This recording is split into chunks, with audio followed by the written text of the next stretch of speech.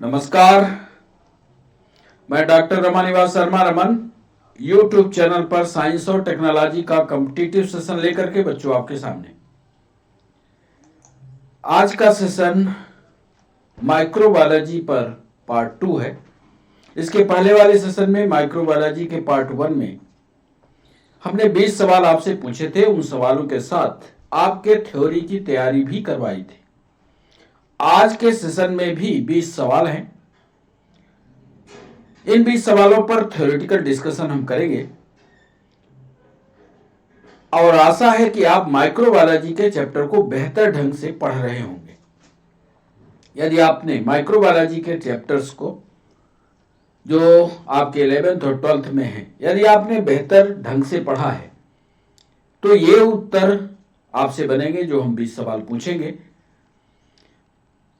ये जो सवाल हैं वो नीट के लिए, पीएनएसटी के लिए, स्टाफ नर्स के लिए, यूपीएससी पीएससी के लिए बहुत महत्वपूर्ण है। इसके बाद का जो सेशन होगा, हमारा तीसरा सेशन होगा, वो भी एमसीक्यू बेस्ड होगा, जहां आपको जिस चीज की थ्योरी नहीं मिलती या आप थ्योरी नहीं पढ़ पाते, आप हमें कमेंट सेक्शन में लिखिए। हम उसके थ्योरेटिकल पूरा का पूरा डिस्कशन आपको देंगे। यदि आपको चैनल लगता है कि महत्वपूर्ण है, आपके मतलब का है, तो आप चैनल को सब्सक्राइब कीजिए, लाइक करिए और शेयर करिए। और यदि आपके मतलब का नहीं लगता तो कोई बात नहीं है सब्सक्राइब करने की। माइक्रोबायोलॉजी का यह विशेष सेशन 2-3 चरणों में हम पूरा करेंगे। उन सवालों के माध्यम से आपको समझाएंगे कि माइक्रोबायोलॉजी में स्टेट पीएससी में कैसे सवाल आते हैं, नीट में कैसे सवाल आते हैं, स्टाफ नर्स में कैसे सवाल आते हैं, पीएनएसटी में कैसे सवाल आते हैं, उन्हीं का डिस्कशन करेंगे। हमारे यहाँ सेशन 5 बजे लाइव होगा। हम लाइव सेशन में आपसे मिलेंगे। यदि आपको कोई सवाल पूछना है तो आप कमेंट सेक्शन का जरूर उपयोग कीजिए। सेशन आपको अच्छा लगता है तो उसको लाइक करिए, सेशन अच्छा नहीं लगता तो लाइक भी मत कीजिए। एमसीक्यू सेशन को आगे बढ़ाते हुए हम पहला सवाल आपसे माइक्रोबायोलॉजिकल चैप्टर से पहला सवाल आपके लिए। आज का पहला सवाल है मलेरिया पैरासाइट से जुड़ा हुआ मलेरिया परजीवी का जीवन चक्र। ध्यान से सवाल को सुनिएगा।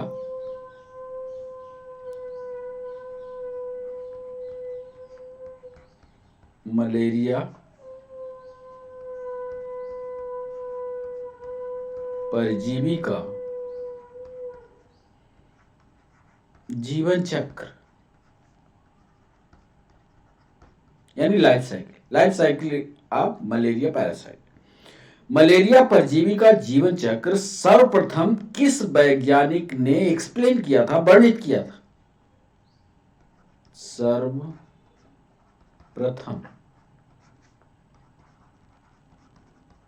किस वैज्ञानिक ने समझाया था? यह है पहला सवाल। मध्य प्रदेश पीएससी में यह सवाल आया है 2-3 साल पहले। मध्य प्रदेश पीएससी का सवाल सरल सा सवाल है। यदि आप माइक्रोबायोलॉजी के चैप्टर को पढ़ना शुरू करते हैं, मलेरिया पैरासाइट तक पहुंचते हैं, तो पहली लाइन में एनसीईआरटी की बुक में लिखा हुआ है। और जैसा कि आप जानते हैं कि नीट में एनसीईआरटी का बहुत महत्वपूर्ण योगदान है। जो बच्चे एनसीईआरटी की बुक से पढ़ते हैं और एक एक लाइन को समझते हैं तो सिलेक्शन कठिन नहीं। मलेरिया परजीवी का जीवन चक्र सर्वप्रथम किस वैज्ञानिक ने समझाया था? ऑप्शन हम आपको दे रहे हैं। ए, क्या वो वैज्ञानिक रोनाल्ड रास थे?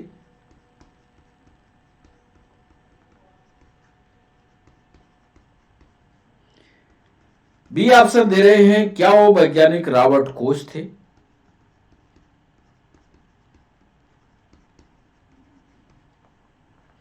सी ऑप्शन दे रहे हैं, क्या वो वैज्ञानिक लुईस पाश्चर थे?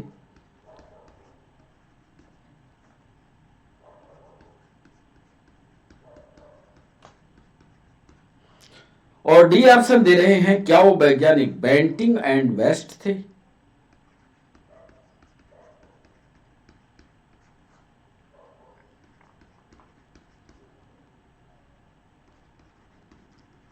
कंफ्यूजन है इस सवाल पर। कोई भी एक उत्तर आप सेलेक्ट करोगे, आपको पास का उत्तर लगेगा यदि आपने एनसीईआरटी के माइक्रोबायोलॉजी वाले चैप्टर को नहीं पढ़ा है। ध्यान से इस प्रश्न का जवाब कीजिए। सवाल है, मलेरिया परजीवी का जीवन चक्र सर्वप्रथम किस वैज्ञानिक ने समझा था? कि वो रोनाल्ड रॉस हैं, क्या वो रॉबर्ट कोच हैं, क्या लुईस पाश्चर हैं, या बेंटिंग एवं बेस्ट है? सही जवाब पर टिक कीजिए, कमेंट सेक्शन में बताइए कि ये इसका जवाब होगा। दूसरा सवाल आपके स्क्रीन पर अब ये रहा। निम्न में से कौन सी स्पीसीज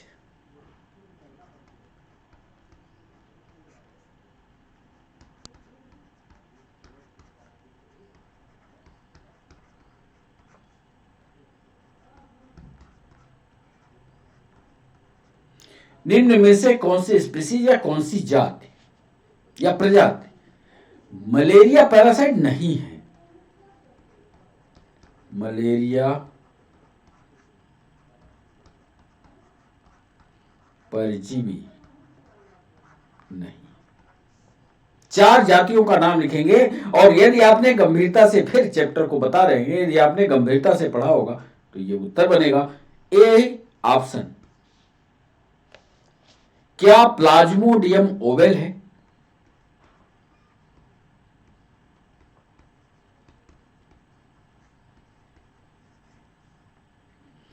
बी ऑप्शन दे रहे हैं, क्या वो प्लाज्मोडियम मैक्सिकाना है?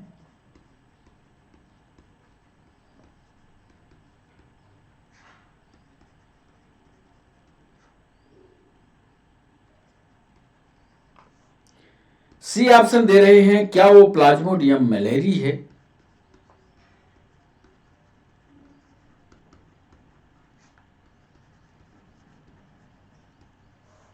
और डी ऑप्शन दे रहे हैं, क्या वो प्लाज्मोडियम बाइबैक्स है?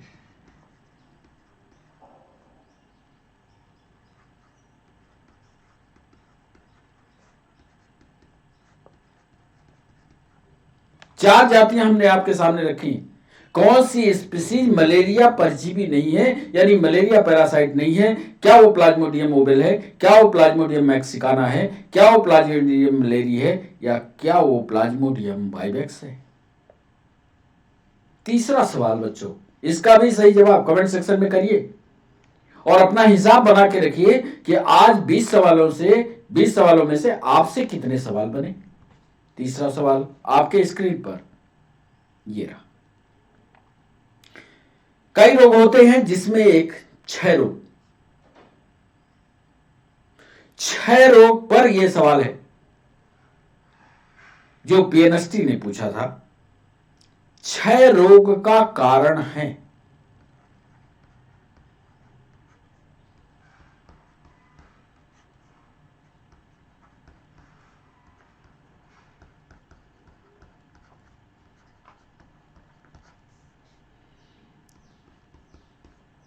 अब यदि आपने स्पीसीज वाइज इनकी स्टडी की होगी और कॉन्फिडेंट होंगे कि क्षय रोग किसके द्वारा फैलता है, तो उत्तर बिल्कुल बहुत जल्दी बनेगा। ए ऑप्शन दे रहे हैं, माइक्रोकोकाई।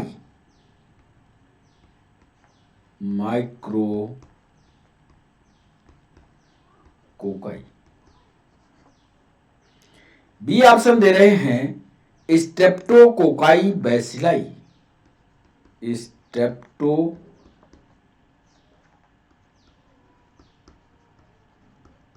कोकाई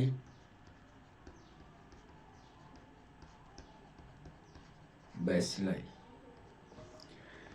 सी ऑप्शन दे रहे हैं, माइक्रोबैक्टीरियम ट्यूबरकुलाई।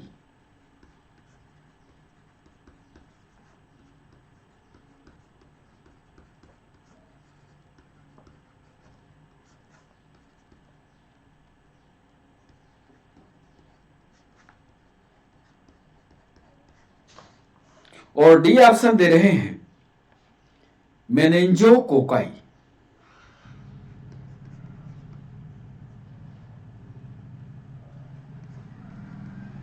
मेनिंजोकोकाई।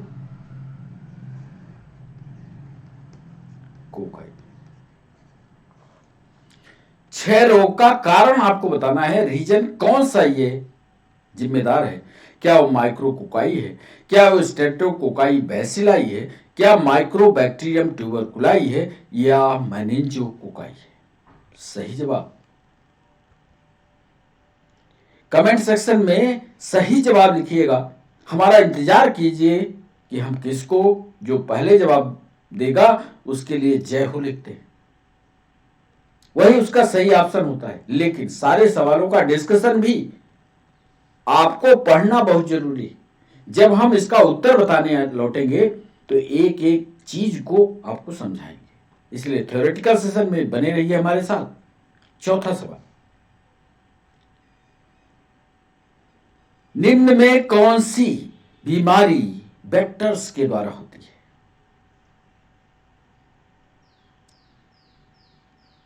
निम्न में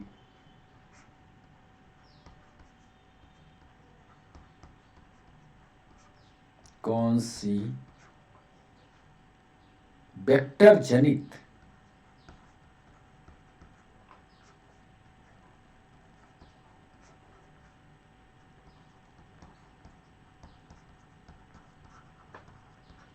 वेक्टर से फैलने वाला रोग कौन सा है। कुल मिलाकर के ये सवाल हमने पूछा, कौन सी बीमारी वेक्टर जनित है। ए ऑप्शन दे रहे हैं, क्या वो डिप्थीरिया है।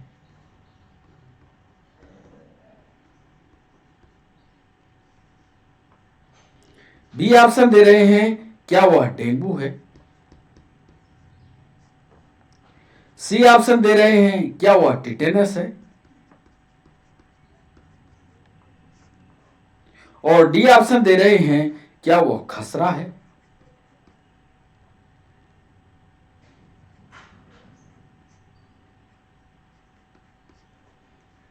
वेक्टर के द्वारा फैलने वाला रोग इसमें बताना है। यदि आपने इन रोगों के बारे में विस्तार से पढ़ा होगा कि कौन संक्रामक है, कौन असंक्रामक है, कैसे रोग होते हैं, तो उत्तर बहुत जल्दी बनेगा।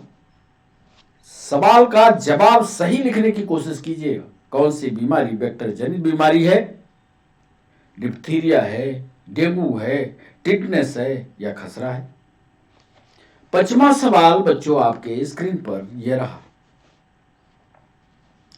लेप्रोसी यानी कोढ़, कोढ़ से पूछा सवाल नीट में यह कि लेप्रोसी के बारे में कौन सा कथन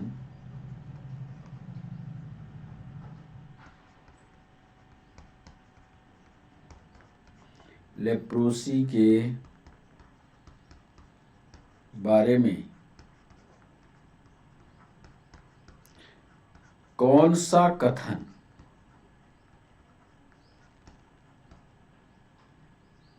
सत्य नहीं है।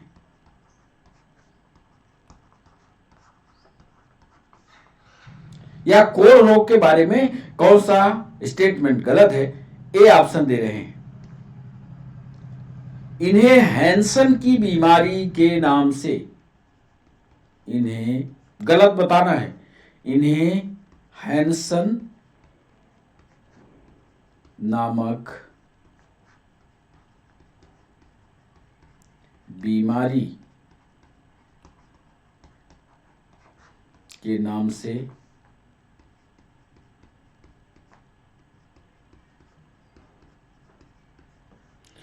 बी ऑप्शन दे रहे हैं, इसके संक्रमण का एकमात्र स्रोत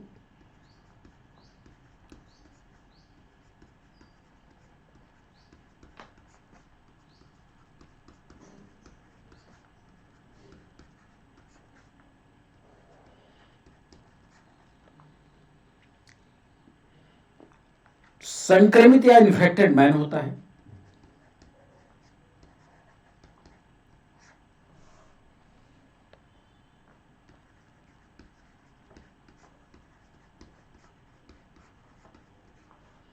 सी ऑप्शन दे रहे हैं, 4 ऑप्शन देंगे।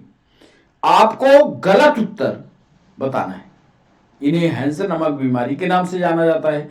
इनके संक्रमण का एकमात्र स्रोत संक्रमित व्यक्ति होता है। सी ऑप्शन दे रहे हैं, इसके रोगाणु का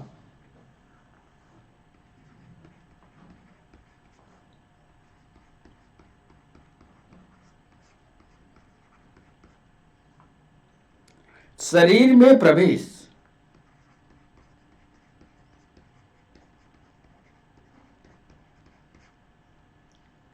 त्वचा या म्यूकेसा के माध्यम से होता है। त्वचा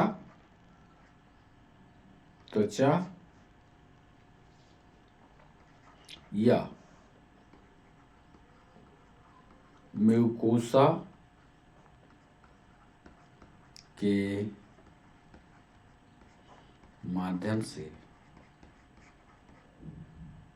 होता है। और अंतिम ऑप्शन दे रहे हैं, यह एक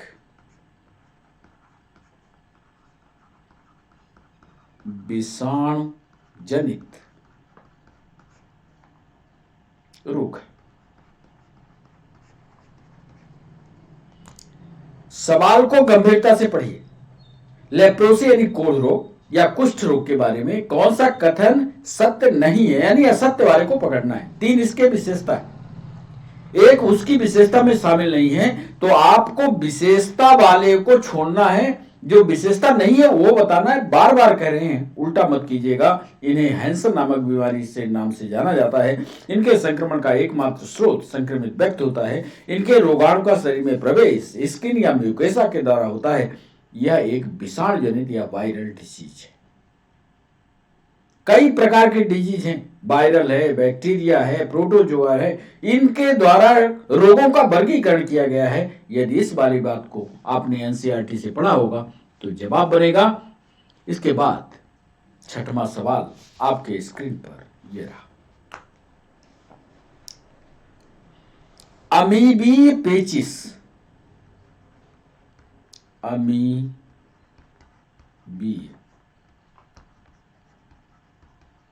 पेचिस, या इसको अमोबिक डिसेंट्री के नाम से, अमोइबिक डिसेंट्री के नाम से जानते हैं। अमेबिक पेचिस को उत्पन्न करने वाला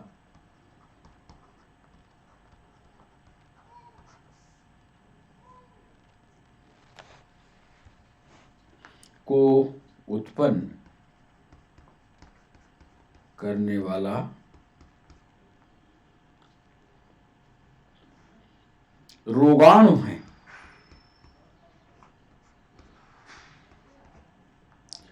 ए ऑप्शन दे रहे हैं, क्या वो प्लाज्मोडियम वाइवेक्स है?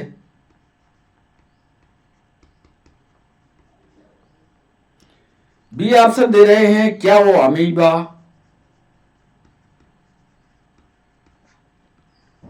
प्रोटियस है?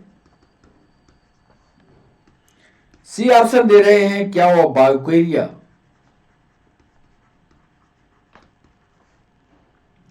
ब्रैंकोटाई है?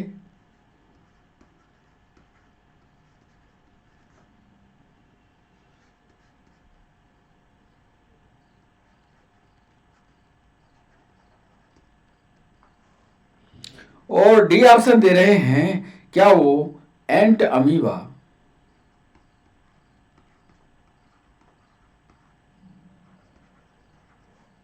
हिस्टोलिटिका है?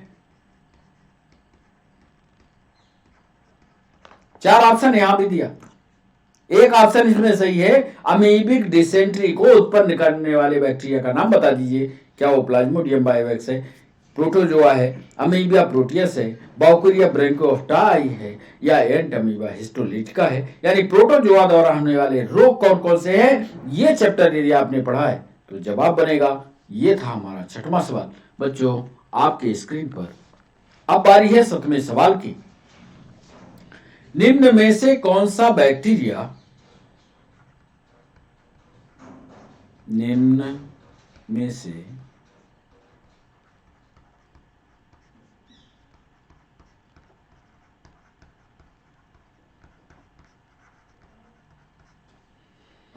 कौन सा बैक्टीरिया स्पोर्स का निर्माण करने वाला, नीट का सवाल है, स्पोर्स का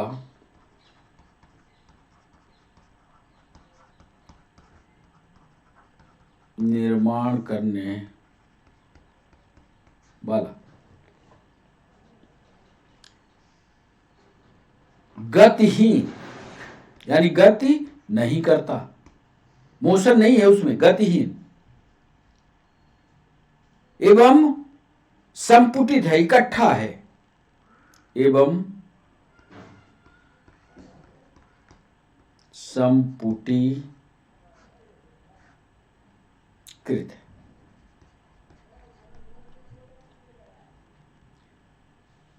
और ये संपुटित बीजाणु, बैक्टीरियल बीजाणु जो होते हैं स्पोर्स,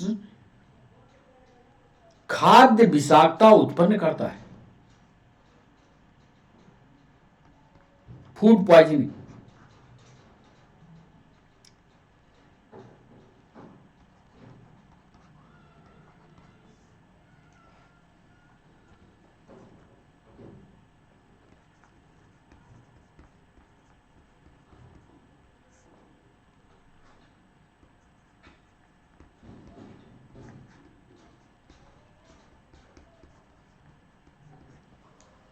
कौन सा बैक्टीरियम स्पोर का निर्माण करने वाला, गतिहीन, संपुटीकृत, एग्रीगेट तथा खाद्य विषाक्तता, फूड पॉइजनिंग उत्पन्न करता है?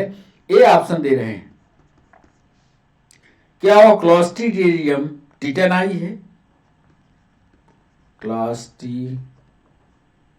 क्लोस्ट्रीडियम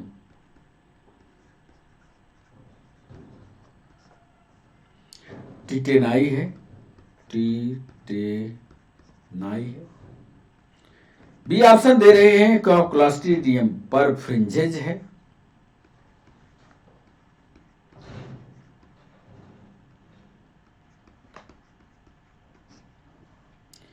सी ऑप्शन दे रहे हैं क्या वो क्लोस्ट्रीडियम बोटुलिज्म है।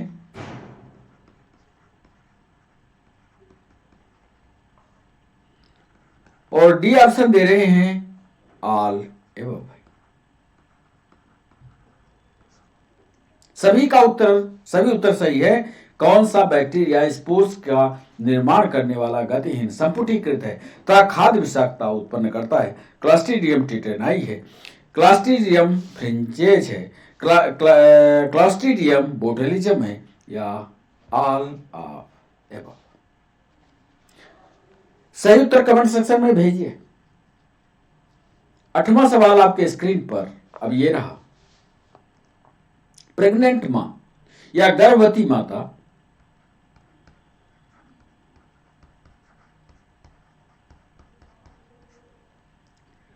में गर्भावस्था के अंतिम, गर्भवती माता के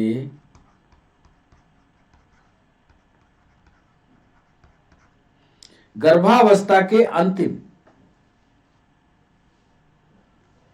गर्भवती माता के गर्भावस्था के अंतिम ट्राइमेस्टर में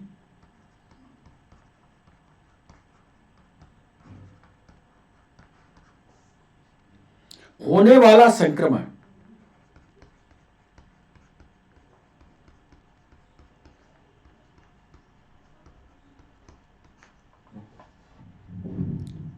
जो कि शिशु में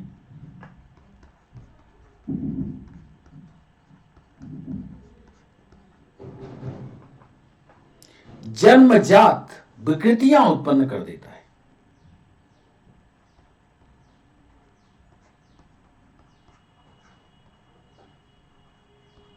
विकृतियां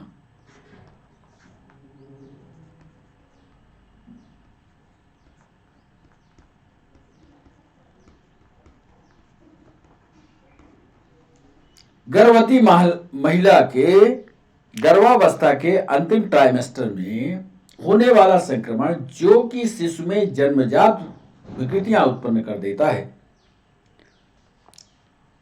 क्या वो रूबेला है?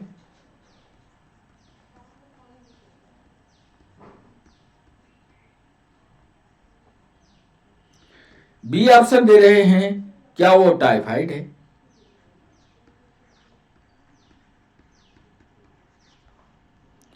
सी ऑप्शन दे रहे हैं, क्या वह चेचक है, मीजल्स है?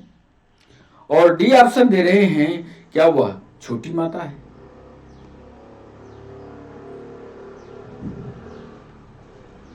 गर्भवती माता के गर्भाशय के अंतिम ट्राइमेस्टर में होने वाला संक्रमण जो कि शिशु को जन्मजात विकृतियां उत्पन्न करता है, क्या वो रूबेला है, क्या वो टाइफाइड है, क्या वो चेचक है, या छोटी माता है?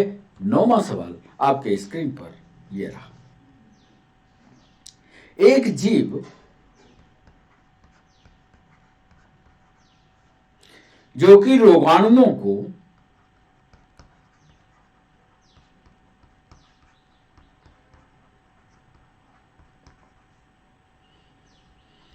एक जीव जो कि रोगाणुओं को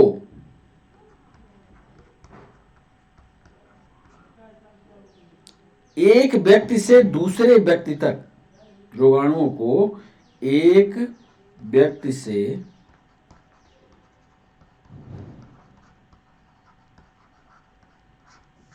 दूसरे व्यक्ति तक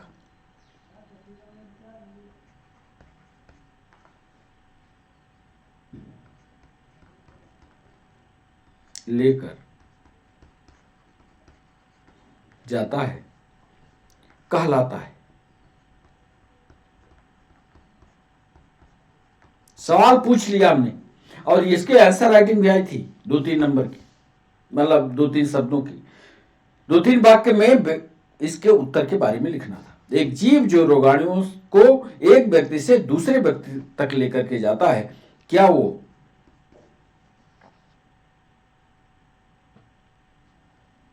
कैरियर है?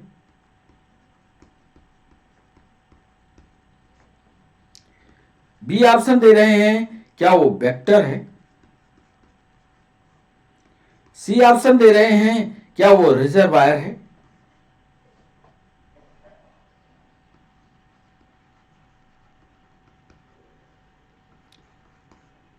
और डी ऑप्शन दे रहे हैं, क्या वो होस्ट है? एक जीव जो रोगाणुओं को एक व्यक्ति से दूसरे व्यक्ति तक लेकर के जाता है, क्या वो कैरियर है, क्या वो वेक्टर है, क्या वो रिजर्वायर है, या क्या वो होस्ट है? सही जवाब आप अपने कमेंट सेक्शन में लिखिएगा, हमें भेजिएगा, हम उसका सही जवाब बताएंगे। 10वां सवाल,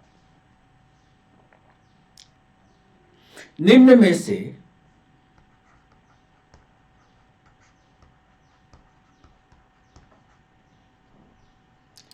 किस जीवाणु की खोज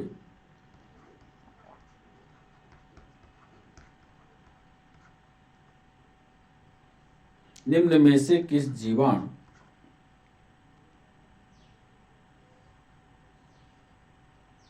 की खोज रॉबर्ट कोच की खोज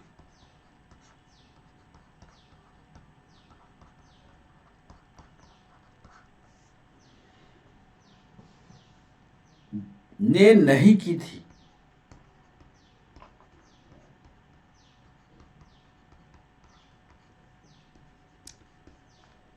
ए ऑप्शन दे रहे हैं, बैसिलस एंथ्रेसिस,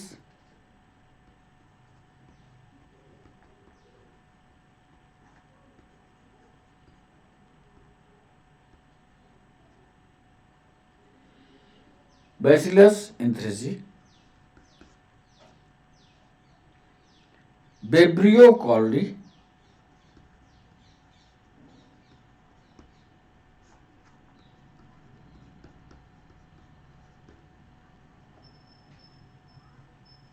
सी ऑप्शन दे रहे हैं, माइक्रोबैक्टीरियम ट्यूबरकुलेसिस,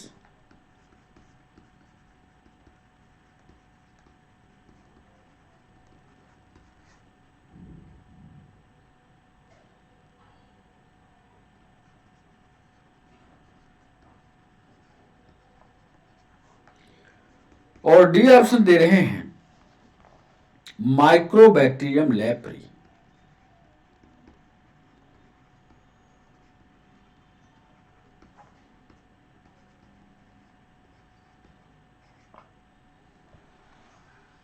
माइक्रोबैक्टीरियम लेप्री। इनमें से आपको बताना है कि कौन से जीवाणु की खोज रॉबर्ट बॉम ने 3 की है, चौथे की नहीं की है, 5वें की नहीं की है, या पहले की नहीं की है। उस उत्तर पर आपको हाथ रखना है, बताना है कि निम्न में से किस जीवाणु की खोज रॉबर्ट कोच ने नहीं की थी। अब बच्चों चलते हैं 11वें सवाल की ओर। 11वां सवाल है हमारा, सोच विचार कर इसका उत्तर दीजिएगा। जीवाणु या बैक्टीरिया,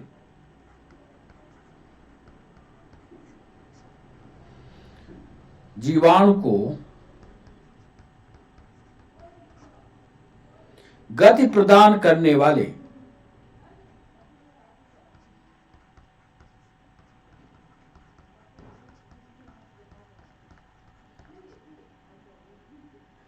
अंग को क्या कहते हैं?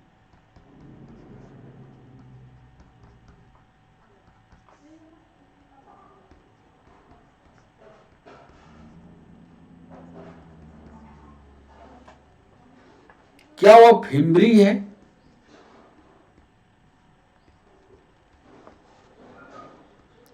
बी ऑप्शन दे रहे हैं, क्या वो फ्लैजिला है, क्या स्लाइम लेयर है,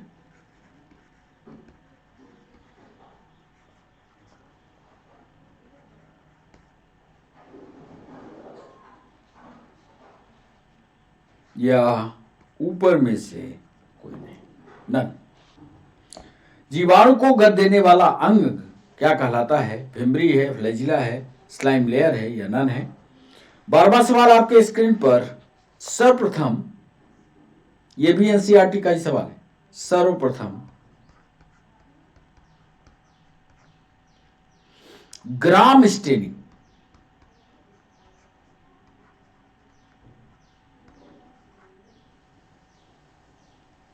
ग्राम स्टेनिंग की व्याख्या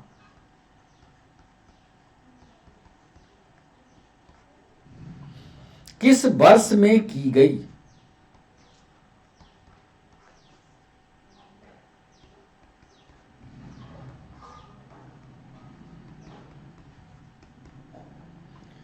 सर्वप्रथम ग्राम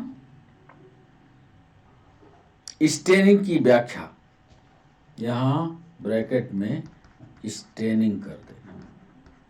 सर्वप्रथम ग्राम स्टेनिंग की व्याख्या किस वर्ष में की गई? ए ऑप्शन यह पूछ रहा है, क्या वो 1884 था?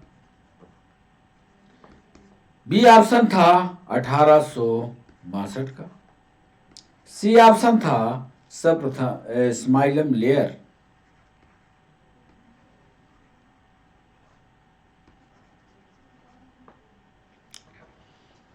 या डी ऑप्शन दे रहे हैं जितने उत्तर हमने लिखे उसमें से कोई सही नहीं है। सर्वप्रथम ग्राम स्टेनिंग की व्याख्या किस वर्ष में की गई, सन आपको बताना है। कमेंट सेक्शन में इसका जवाब भेजिएगा। 12वां के सवाल के बाद 13वां अब आपके स्क्रीन पर ये रहा। ग्राम स्टेनिंग के दौरान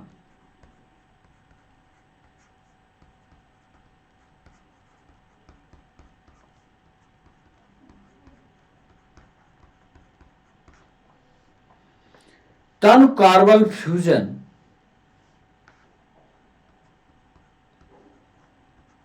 टन माने डाइल्यूट,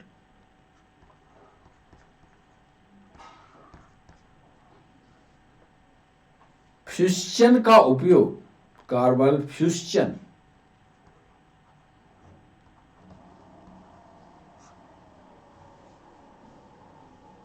का उपयोग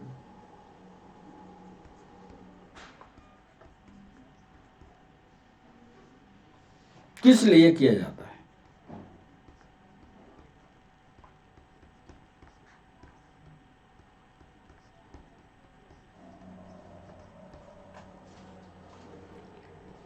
ये ऑप्शन दे रहे हैं, दाग को, ये जो स्पॉट पड़ा है, दाग को धोने के लिए, रंग को हटाने के लिए,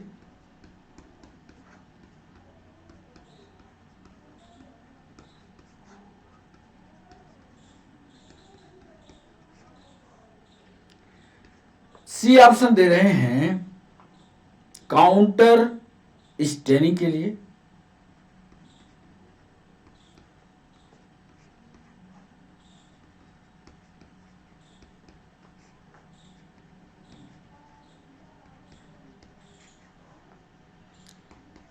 और डी ऑप्शन दे रहा है सुखाने के लिए।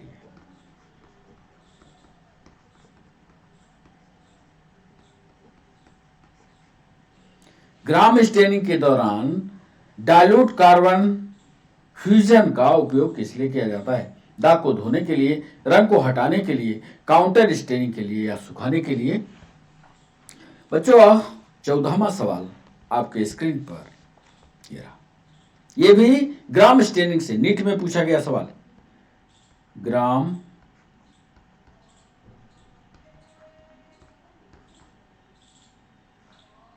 स्टेनिंग के दौरान निम्न में से कौन से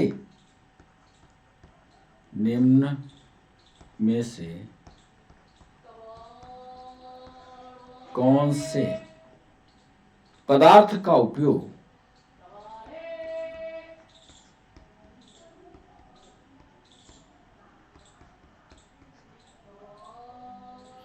ग्राम स्टेनिंग के दौरान निम्न में से कौन से पदार्थ का उपयोग स्लाइड के, जो शीशे की होती है, स्लाइड के डी कलराइजेशन यानी रंग विहीन करने का, डी कलराइजेशन हेतु किया जाता है?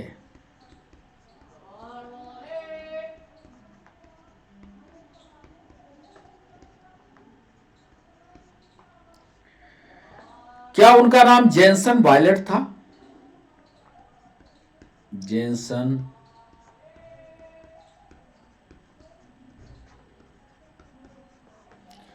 बी ऑप्शन दे रहे हैं, क्या उनका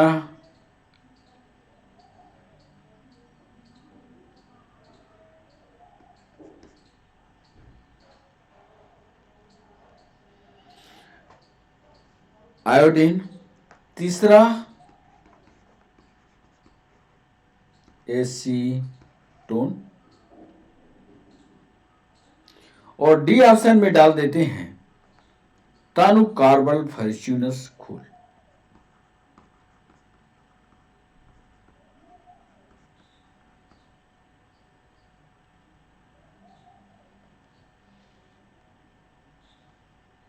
डी ऑप्शन, एक मिनट, तानु कार्बल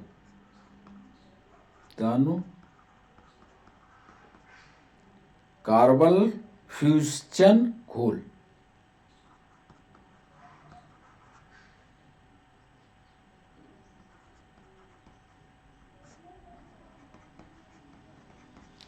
सवाल को एक बार और पढ़िए, 14वें सवाल को। ग्राम स्टेनिंग के दौरान निम्न में से कौन से पदार्थ का उपयोग स्लाइड के डीकलराइजेशन में किया जाता है? स्लाइड होती है, स्लाइड कलर्ड, जब उसको स्टेन करते हैं तो कलर करते हैं। हम ये चाह रहे हैं कि स्लाइड का कलर चला जाए, इसके लिए जेनसन वायलेट था।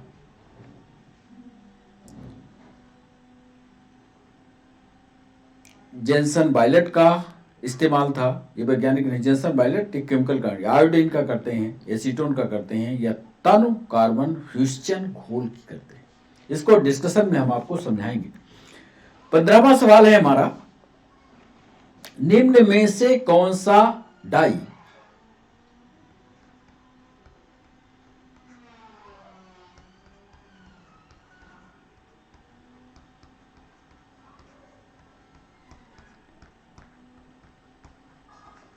निम्न में से कौन सा डाइज या रंजक फास्ट स्टेन के नाम से भी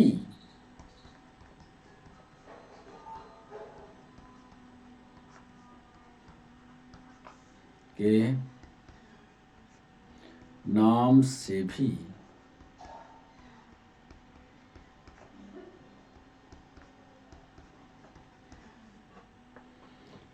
उस रंजक का नाम आपको बताना है जो फास्ट स्टेनिंग में इस्तेमाल होता है।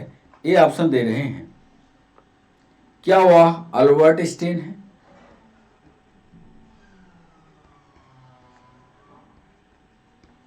जो बच्चे प्रैक्टिकल किए होंगे उनको ज्यादा जल्दी उत्तर याद आएगा। ए है अल्बर्ट स्टेन, बी है जील नील्सन स्टेन,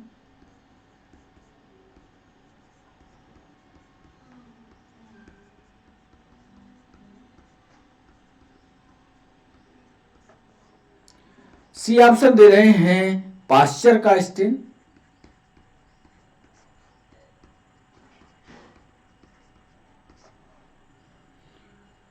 और डी ऑप्शन दे रहे हैं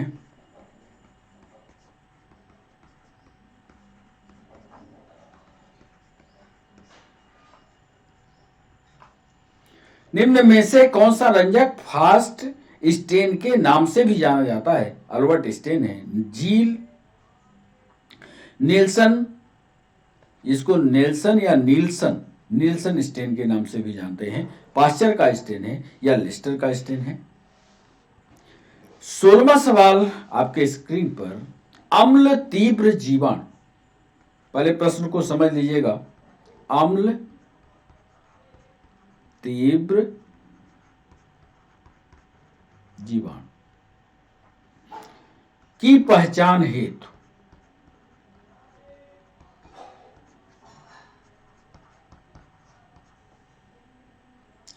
निम्न में से कौन सा स्टेन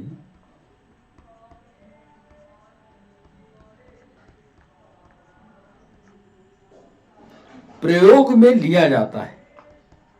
प्रयोग में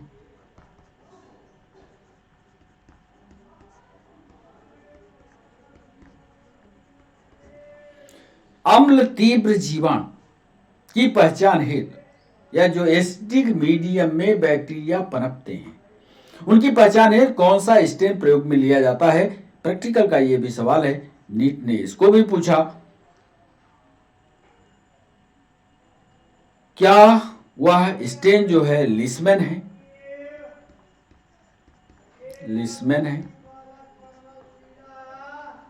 बी ऑप्शन दे रहे हैं क्या वो जील नील्सन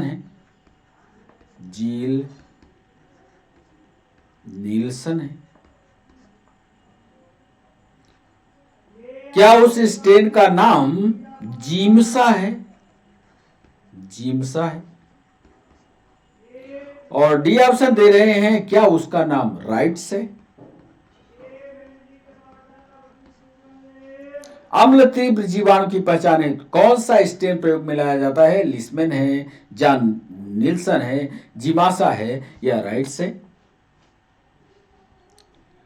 17वां सवाल आपके स्क्रीन पर, जब एक रोगी, यूपीएससी का सवाल है, थोड़ा सवाल लंबा होगा लेकिन तब भी उत्तर पकड़ने की कोशिश करिएगा। जब एक रोगी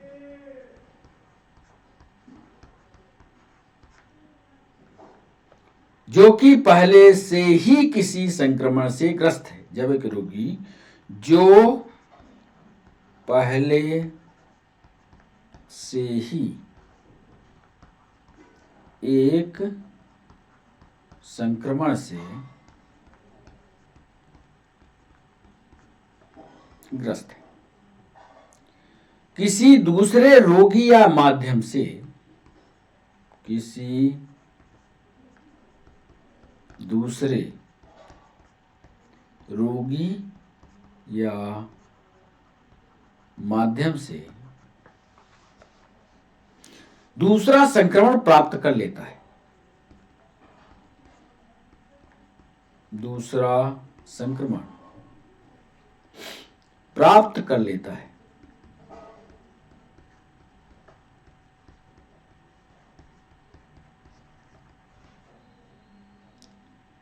तो इस प्रकार का संक्रमण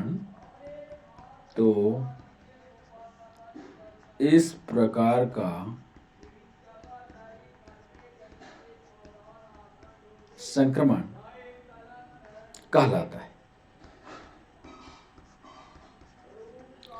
प्रश्न है, जब एक रोगी जो पहले से ही एक संक्रमण से ग्रस्त है, कोई मरीज है वो पहले से उसको रोग है, दूसरे रोगी के माध्यम से दूसरा संक्रमण भी प्राप्त कर ले, पहले से रोगी है दूसरा संक्रमण भी ले ले। अब सही ऑप्शन हम दे रहे हैं, आपको बताने की कोशिश कीजिएगा, क्या वह री इन्फेक्शन कहलाएगा? सॉरी, क्या यह कॉन्टेजियस इन्फेक्शन है? कॉन्टेजियस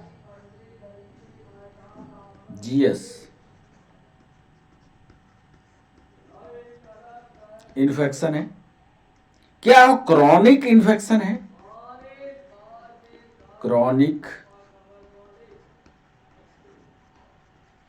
इन्फेक्शन है। सी ऑप्शन दे रहे हैं, क्या वो क्रॉस इन्फेक्शन है?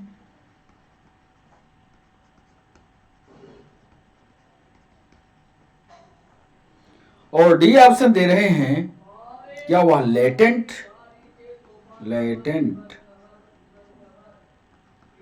इन्फेक्शन है? बिल्कुल सेम सवाल को हमने कॉपी की है, आपको पहचान रहे हैं क्या? आपसे यह जवाब बनता है कि जब एक रोगी जो पहले से एक रोग है उसके पास ऑलरेडी, और दूसरा रोगी आदमी उसके अंदर दूसरे रोग को फैला दिया, क्या कहलाएगा? क्या ये कंटीजियस है, क्या क्रॉनिक है, क्या क्रॉस है, क्या लेटेंट है? पढ़ा है आपने, सही जवाब करने की कोशिश कीजिए। 17 में सवाल 18वां सवाल है, एक रोगी के, ध्यान से इसको भी दे, पीएनएसटी ने पूछा, एक रोगी के अस्पताल में रुकने के दौरान, अस्पताल में रुकने के दौरान, एक रोगी के अस्पताल में रुकने के दौरान प्राप्त होने वाला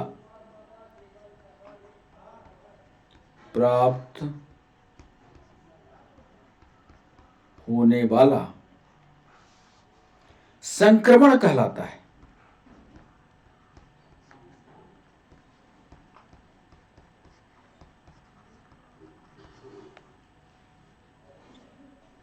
इन्फेक्शन कई प्रकार के होते हैं। एक मान लीजिए कोई रोगी आदमी है, उसके पेरेंट्स उसको ले गए हॉस्पिटल, वो बीमार अवस्था में उसका ट्रीटमेंट चलने लगा, ये बंदा वहीं पर रुक गया। अब मान लो इस बंदे को कोई रोग हो जाता है या संक्रमण हो जाता है, उसको विज्ञान की भाषा में क्या कहते हैं ये आपको बताना है। ये ऑप्शन दे रहे हैं, क्या वह री इन्फेक्शन होगा, पुनः संक्रमण माना जाएगा? बी ऑप्शन दे रहे हैं, क्या वह सेकंड इन्फेक्शन कहलाएगा, द्वितीय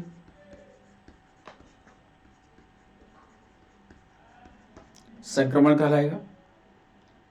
क्या वह प्राथमिक संक्रमण कहलाएगा?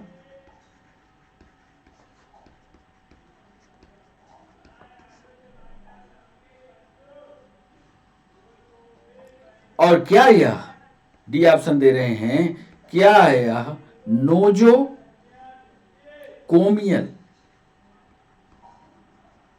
नोजोकोमियल इन्फेक्शन कहलाएगा? नीट का सवाल है। एक रोगी के अस्पताल में रुकने के दौरान प्राप्त होने वाला संक्रमण क्या कहलाता है? एक, ध्यान से पहले समझिएगा, रोगी है,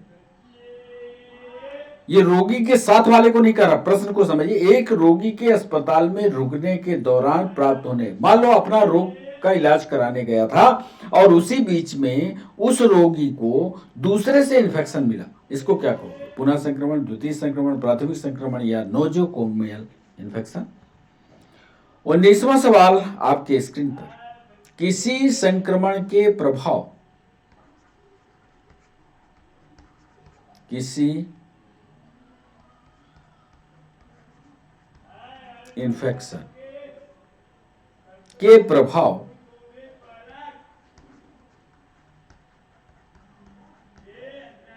शरीर पर ना दिखें, बॉडी पर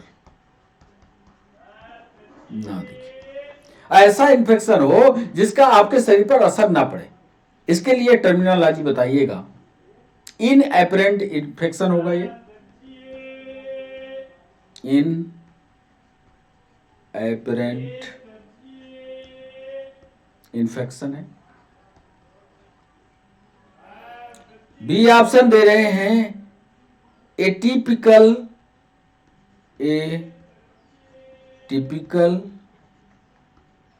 इन्फेक्शन है। सी ऑप्शन दे रहे हैं लोकल इन्फेक्शन है।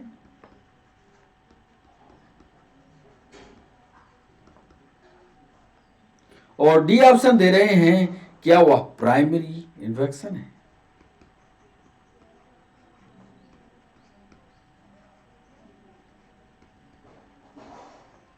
हमने सवाल 19वां पूछा, किसी इन्फेक्शन के प्रभाव बॉडी पर ना दिखे, इसको आप क्या कहोगे? एन एपरेंट इन्फेक्शन कहोगे, एक टिपिकल इन्फेक्शन कहोगे, एक लोकल इन्फेक्शन कहोगे, या प्राइमरी इन्फेक्शन कहोगे। और आज का 20वां सवाल, आज के 20वें की यहां लिख देते हैं। 20वां सवाल आज नहीं पढ़ पाया, 20वां सवाल यहां लिख देते हैं। इन एपरेंट इन्फेक्शन, 20वां सवाल, इन apparent infection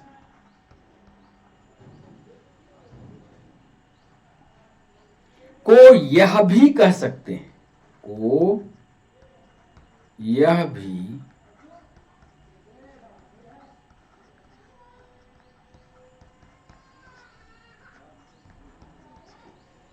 in apparent infection को यह भी कह सकते हैं, ध्यान से इसको सुनिएगा। ए ऑप्शन दे रहे हैं, क्या वह सब क्लिनिकल इन्फेक्शन है? सब क्लिनिकल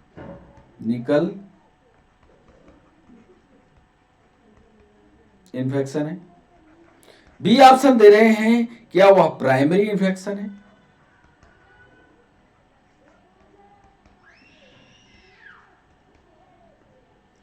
सी ऑप्शन दे रहे हैं, क्या वह सेकेंडरी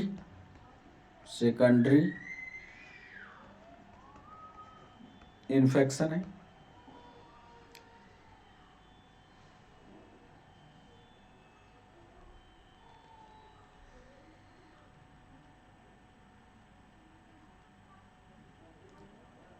और डी ऑप्शन दे रहे हैं नोजोकोमियल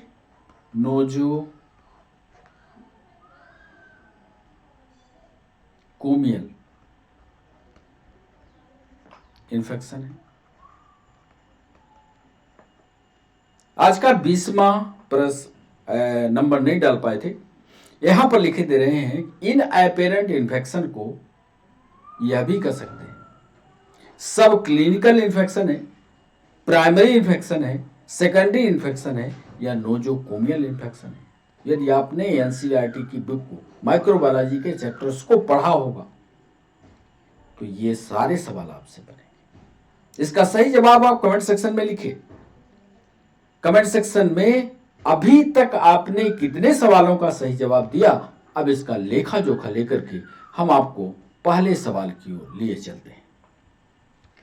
पहला सवाल हमने आपसे पूछा था, अब देखिए टोटल कैलकुलेट करिएगा कि आपसे कितना बना। मलेरिया परजीवी का जीवन चक्र सर्वप्रथम किस वैज्ञानिक ने समझाया था? यह हमारा पहला सवाल था। कई वैज्ञानिक, रॉबर्ट कोच, लुईस पास्चर, बेटिंग बेस्ट, इन सबके बारे में भी पता करिए। इनका नाम किससे जुड़ा है? रॉबर्ट कोच का, लुईस पास्चर का, बेटिंग का, वेस्ट का। सबसे पहले वैज्ञानिक हैं रोनाल्ड रॉस, जिन्होंने मलेरिया परजीवी के लाइफ हिस्ट्री को, लाइफ साइकिल को समझाया था। दूसरा सवाल था, निम्न में से कौन से स्पीसीज मलेरिया परजीवी नहीं है? इसमें से ओवेल भी मलेरिया परजीवी है, मलेरी भी मलेरिया परजीवी है, ये बाइबेक्स भी मलेरिया पैरासाइट है, सिर्फ मैक्सिकाना नहीं है, नाम बदला हुआ है। देखिएगा, इसको पढ़ने की कोशिश की। टीबी का कारण क्या है? माइक्रोकोकाई है, स्ट्रेप्टोकोकाई बैसिलाई है, माइक्रोबैक्टीरियम ट्यूबरकुलाई है या मेनिंजोकोकाई है? तीसरे का सही जवाब है माइक्रोबैक्टीरियम ट्यूबरकुलाई। ट्यूबरकुलोसिस से ही आया हुआ है। चौथा सवाल, निम्न में से कौन सी वेक्टर जनित या जो वेक्टर के द्वारा होती है? चौथा सवाल पूछा गया, वेक्टर से होने वाला सिर्फ सब, ये नहीं होगा, ये नहीं होगा, ये नहीं होगा, वेक्टर से होने वाला रोग डेंगू है। लेप्रोसी के बारे में कौन सा कथन सत्य नहीं है? पांचवा सवाल, लेप्रोसी के बारे में इसे हैंसन नामक बीमारी से जानते हैं, ये तो सही है। इसके संक्रमण का एकमात्र स्रोत संक्रमित व्यक्ति होता है, यह भी सही है। इसके रोगाणु का शरीर में प्रवेश त्वचा या म्यूकोसा के माध्यम से होता है, यह सही है। लेकिन लेप्रोसी जो है वो वायरस रोग नहीं है, सत्य कथन नहीं है, यानी ये सत्य कथन नहीं है, ये है असत्य। कौन सा? प्रश्न को समझ करके तब जवाब करिएगा। अमीबीय डिसेंट्री को उत्पन्न करने वाला रोगाणु कौन सा है? छठवां सवाल हमने पूछा और इसका सही जवाब था एंट अमीबा हिस्टोलिटिका। ये प्रोटोजोआ जब आप पढ़ते हैं या अमीबा को पढ़ते हैं तो पहले ही जवाब आपको मिल जाता है।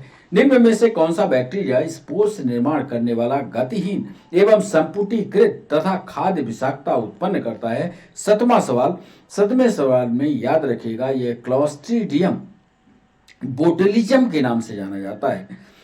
बोटुलिज्म, क्लोस्ट्रीडियम, टिटेनाई नहीं, फ्रिंजेज नहीं या आल्बम नहीं। सातवें सवाल का C answer botulism bacterium spores का निर्माण करने वाला है। ये चलता नहीं है, गोले गोले बंटी जैसे ये बनते हैं, संपुटीकृत है तथा खाद्य विषाक्तता उत्पन्न करता है, फूड पॉइजनिंग के लिए जिम्मेदार है। गर्भवती माता के गर्भाशय के अंतिम ट्राइमेस्टर में होने वाला संक्रमण कौन सा? जो जन्मजात विकृति दे देगा बच्चे को, और वो जन्मजात रोग देने वाला रोग रूबेला वायरस है, याद कर लेना। यदि मां गर्भवती है और उसमें रूबेला का इन्फेक्शन हो गया तो समझ लेना ये रोग बच्चे में ट्रांसफर हो जाएगा, इतना खतरनाक है रूबेला। एक जीव जो कि रोगाणुओं को एक व्यक्ति से दूसरे व्यक्ति तक लेकर के जाता है, वही तो वेक्टर है कि नहीं? एक जीव जो रोगाणुओं को एक व्यक्ति से दूसरे व्यक्ति में ले जाता है, वही तो वेक्टर है, वही वाहक है। निम्न में से किस जीवाणु की खोज रॉबर्ट कोच ने नहीं की थी? रॉबर्ट कोच किसकी खोज नहीं किए थे? वो था सबकी खोज किए हैं, बैसिलस, विब्रियो, माइक्रोबैक्टीरियम ट्यूबरकुलोसिस अभी उधर आया है, और ये है माइक्रोबैक्टीरियम लैम्प्रे। इसकी खोज रॉबर्ट कोच ने की। जीवाणु को गति प्रदान करने वाला अंग क्या कहलाता है? जीवाणु को गति जो भी दे देता है, जो फिम्बरी आपको याद होगा, फिम्बरी कहाँ होती है? ओविडक्ट के ऊपर होती है। फीमेल रिप्रोडक्टिव सिस्टम में ओवरी के नीचे उंगली के आकार के प्रवर्धन का वो फिम्बरी।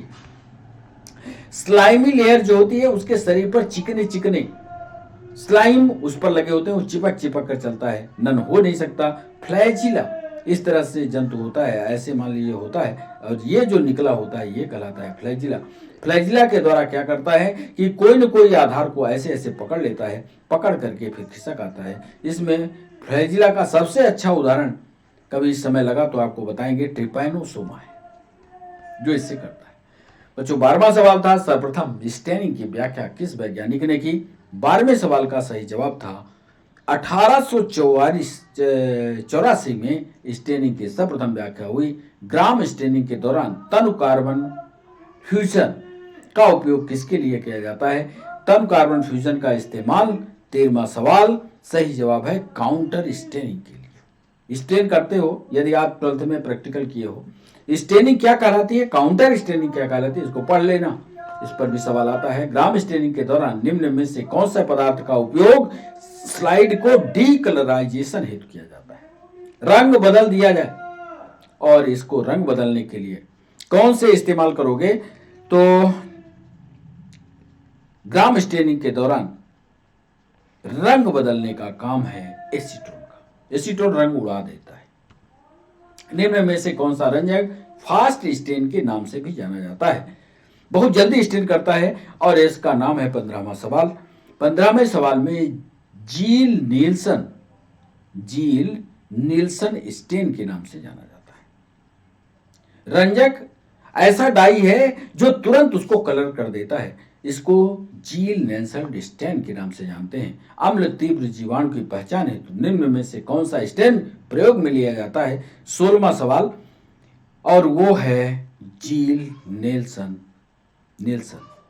कौन सा स्टेन प्रयोग में लिया जाता है अम्ल तीव्र जीवाणु के लिए? इसको भी पढ़ना। जब कोई एक रोगी जो पहले से ही एक संक्रमण से ग्रस्त है किसी दूसरे रोगी के माध्यम से दूसरा संक्रमण प्राप्त कर लेता है, तो ऐसा रोगी, पढ़ना, आपकी किताब में एनसीईआरटी में लिखा हुआ है, उसकी क्या विशेषता होती है? पढ़ना। आज समय ज्यादा हो जाएगा, नहीं तो हम इसको भी समझाते। 17वां सवाल, ये जब एक रोगी जो कि पहले से ही किसी संक्रमण से ग्रस्त है किसी दूसरे रोगी या माध्यम से दूसरा संक्रमण प्राप्त कर लेता है, तो इस प्रकार का संक्रमण क्या कहलाता है? क्रॉस इन्फेक्शन कहलाता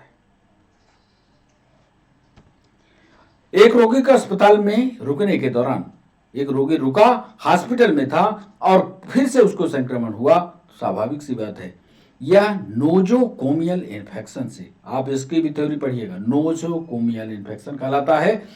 किसी इन्फेक्शन के प्रभाव बॉडी पर ना दिखे। 19वां सवाल, इसको एनएपिरेंट का मतलब प्रदर्शित होना, एनएपिरेंट इन्फेक्शन के नाम से जानते हैं। एनएपिरेंट इन्फेक्शन को यह भी कह सकते हैं, ये सेशन का अंतिम सवाल, अंतिम जवाब, सब क्लिनिकल इन्फेक्शन के नाम से जाना जाता है। प्रकट नहीं होता, इन्फेक्शन हो जाता है, तो इसको सब क्लिनिकल इन्फेक्शन के नाम से जानते हैं। अभी बच्चों बहुत सारे सवाल फिर हम कोशिश करेंगे, क्योंकि अभी माइक्रोबायोलॉजी में जो सवाल पूछे जाते हैं वो सारे चैप्टर थ्योरेटिकल नहीं कवर हो पा रहे हैं, इसलिए इसका तीसरा भी सेशन हम आपके सामने लाएंगे। अगला जो हमारा सेशन होगा वो माइक्रोबायोलॉजी पार्ट 3 होगा। तो बच्चों कैसा लगा सेशन? जरूर कमेंट सेक्शन का उपयोग कीजिएगा। हमारी यह क्लास जब समाप्त हो कमेंट सेक्शन का उपयोग जरूर किया करें। तो बच्चों आज के लिए बस इतना ही, फिर नए सेशन में आपसे मुलाकात होती है। तब तक के लिए हैव ए नाइस डे।